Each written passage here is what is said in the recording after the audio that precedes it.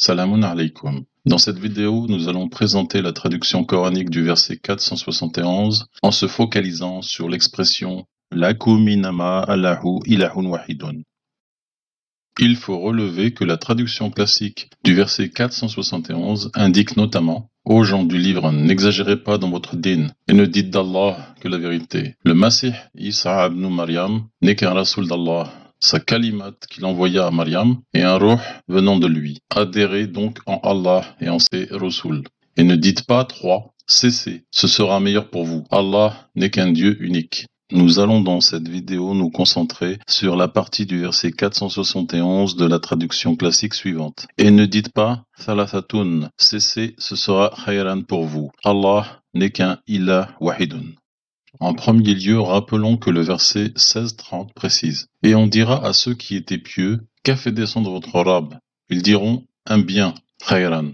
En tenant compte de cela dans le verset 471, cela donne « Et ne dites pas thalathatun, cessez, c'est khayran », autrement dit plus correct. Point. Pour vous, Allah n'est qu'un ilah wahidun. Il faut remarquer que pour exprimer le verbe « avoir » dans la révélation coranique, il est utilisé en particulier des expressions comme « lakum ». Par exemple, dans le verset 207, dans lequel lakum est précédé de la négation ma, ce qui donne « Ne sais-tu pas qu'à Allah appartient le royaume des cieux et de la terre, et qu'en dehors d'Allah, vous n'avez ni protecteur ni secoureur ?» Dans le verset 279, lakum exprime le verbe avoir de la manière suivante. C'est dans Al-Qisas que vous aurez la préservation de la vie, ô vous, doués d'intelligence. Ainsi atteindrez-vous la piété. Sans oublier que dans le verset 785, lakum est traduit comme suit. Ce sera correct pour vous si vous êtes mu'minin.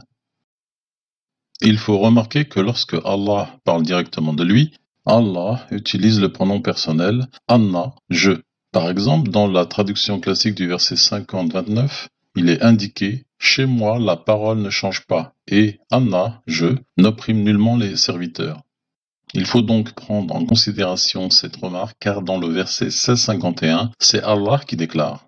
En effet, dans ce verset, il est précisé « Allah dit « Ne prenez pas de ilah, il n'est qu'un ilah wahidun, donc ne craignez que moi ». Par conséquent, dans le verset 1651, puisque c'est Allah, le Créateur, qui s'exprime par l'utilisation du pronom personnel « il », dans l'expression « il n'est qu'un ilah wahidun », Allah indique clairement qu'il n'est pas le ilah wahidun.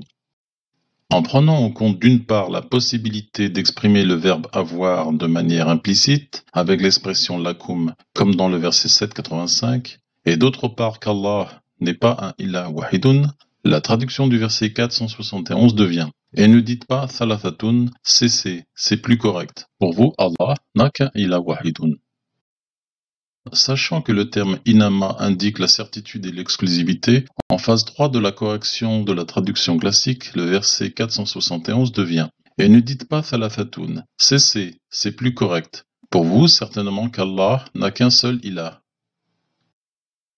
Maintenant, vérifions la traduction obtenue jusque-là, par l'utilisation du logiciel DeepL pour traduire la phrase suivante.